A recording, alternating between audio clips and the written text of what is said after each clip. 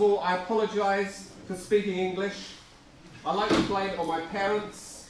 They only taught me English, so it's their fault. The trouble is that with this subject, I'm quite passionate about it. I've been involved in planning, budgeting and reporting systems for nearly 40 years now. I was very young when I started. And the only problem is that I am passionate about talking about it, and so the more passionate I get, the faster I start to talk. And then I start using words that nobody understands, even if you're English.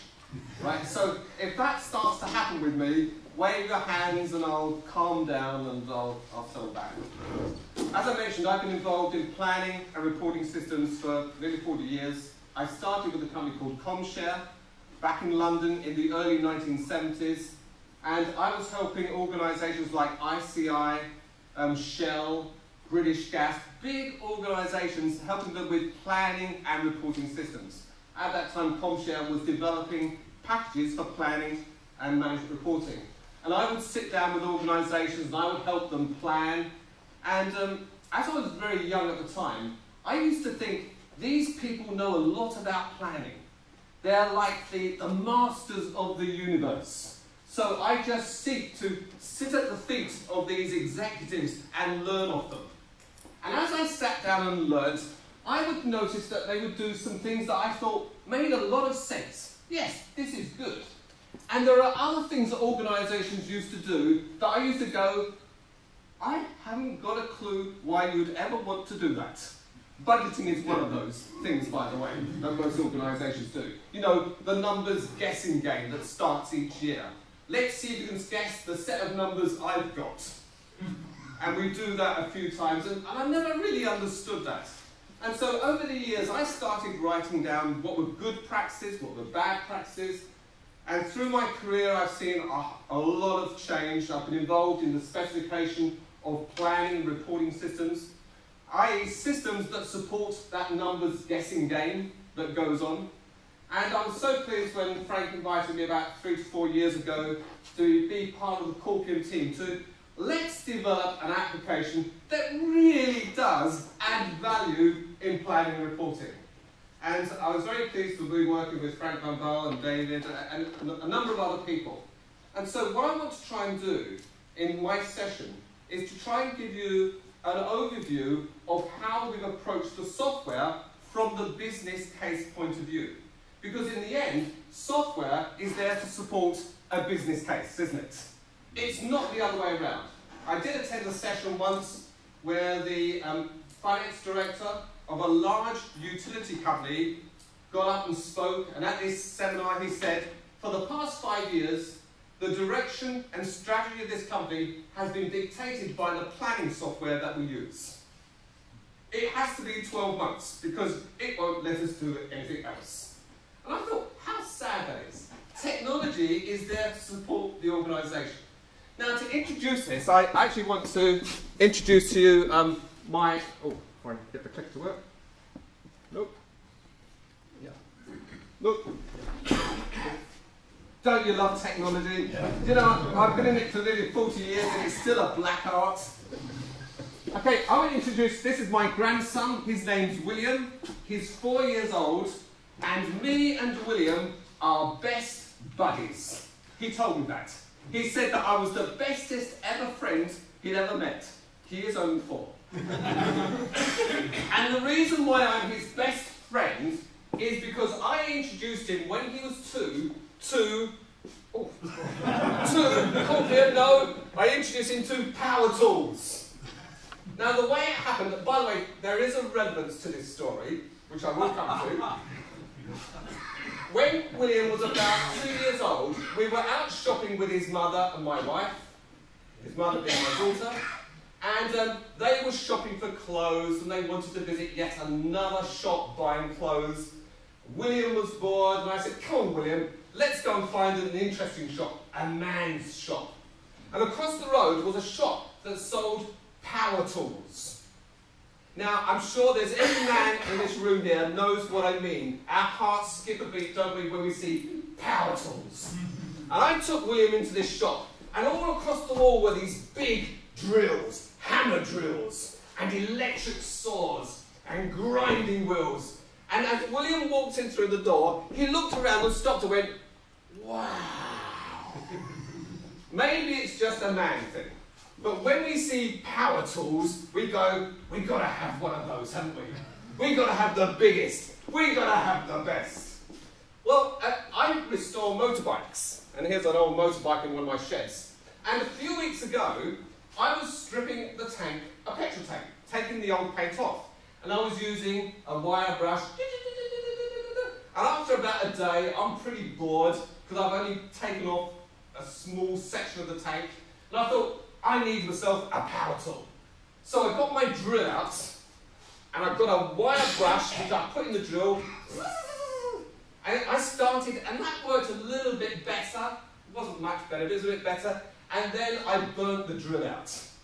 Went up in smoke. I thought, do you know what? I've had enough with these tools. I'm going to get myself a real tool. So I went down to the shop and I bought a Hitachi angle grinder. I've lost all the women here at this section, I know that. I do apologise.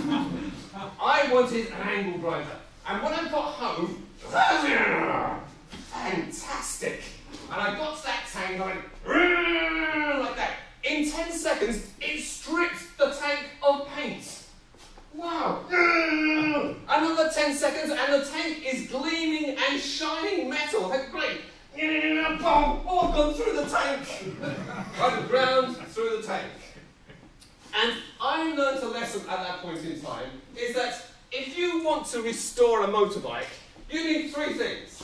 You need good quality materials, you need power tools, and you need the intelligence and skill and experience of knowing how to apply that power tool in order to restore a motorbike. Am I right? So here's the crossover. It's exactly the same with IT. If we want to transform our budgeting process, we need good quality data, right? We need power tools, good planning and budgeting systems, and we need the intelligence in knowing how to apply those technologies, those power tools, to the data that we've got. Because guess what? 2 out of 3 isn't good enough. You need all 3. And when we look at planning and budgeting, and Frank already showed this slide, something is going wrong. Despite the 40 years that I've been involved in planning and budgeting, we still see that most organisations are unable to implement their strategic plans. And look at this. The number one reason given why an organisation does not implement its strategic plan is unavailable resources. What was the point of the budget? Have you ever asked that question? Why do we budget? I ask that question a lot.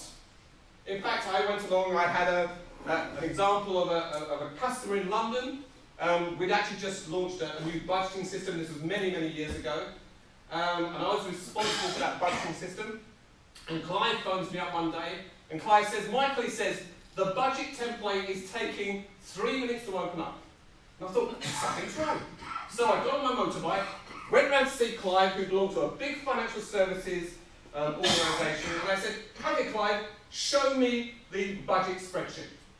And Clive opened up the mother of all spreadsheets. This spreadsheet had 36 columns. It had 1,480 accounts, the chart of accounts. And I go, whoa! I'm impressed. It opens up in 3 minutes. And I'm looking down this list of accounts, and you've got things like other sundries, other. What the hell is that? And I said, Clive, what's this? He goes, it's our budget. I said, Clive, tell me, why do you budget? He said, well, because we always budget. I know, Clive, but why do you budget? Well, we did it last year. I know, Clive, but why? What's the purpose of the budget? And Clive couldn't tell me the purpose of the budget. Now, if you'd told me the purpose of our budget is to put a number beside every chart of accounts in our general ledger, I would have said, do you know what, Clive? Perfect design. That's exactly what you've done. But if he told me the purpose of the budget was to make sure we implemented our strategy, I'd say fat chance. Because guess what? Look at your own budget templates when you go back to the office. See if you can work out what the strategy of your organisation is, the things it wants to achieve next year. See if you can work it out from the budget spreadsheet. Because if you can't work it out, I bet you no one else in the organisation can work it out as well. Which is why budgeting is often completely disconnected from strategy. And yet, it's the main vehicle by which we provide resources to make sure it happens. Isn't that crazy? So, let's go through a few things. I'm going to talk about, at the moment, the way people traditionally do budgeting and the issues with it, and then I'm going to swap to, well, how can organisations really come up with an effective budgeting process? And then we're going to have a look at how we develop Coveney to support that process. First of all, though, before we start, let's get some terminology right. Now, when I talk planning and budgeting and forecasting, I know what I mean. Now, you'd think that those three words are really simple, wouldn't you? But let me tell you, I visit organisations and they all have a different view of what planning is, of what budgeting is, and what forecasting is. So, to make things easier this afternoon, here are my definitions. I'm starting off with forecasting. To my mind, when an organisation does a forecast, what they're trying to do is predict accurately what kind of revenues and costs are we going to incur over the next 3 to 6 months. Let's have reality. Let's not worry about what was in the budget. Let's be real for a moment. If we carry on as we are, what are we likely to end up with? To me, that's forecasting. Planning, though, now there's many different types of planning, but planning is about saying, we don't like that reality that's facing us. We want a different one.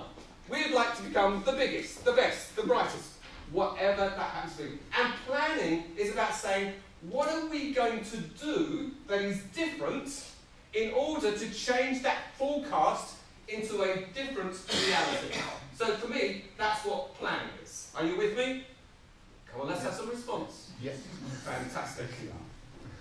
And budgeting is about how we allocate resources to those activities that's going to generate a new reality for us. So when I refer to these three terms, that's what I'm actually referring to. And I think organisations tend to call them different things. You've got the beyond budgeting movement who say we don't budget anymore. Yes, they do. I believe they do. They just don't use these words. But these three kinds of activities are what go on inside all organisations. Now, the thing is that most organisations have a management framework. And management framework is the mechanism by which the organisation is managed. And today, I would say the predominant management framework is something called budgetary control. That's where we say, do you know what? We're going to set a budget for next year. We're going to set revenue targets. We're going to set cost constraints. And budgetary control is about giving responsibility to budget managers to operate within those constraints.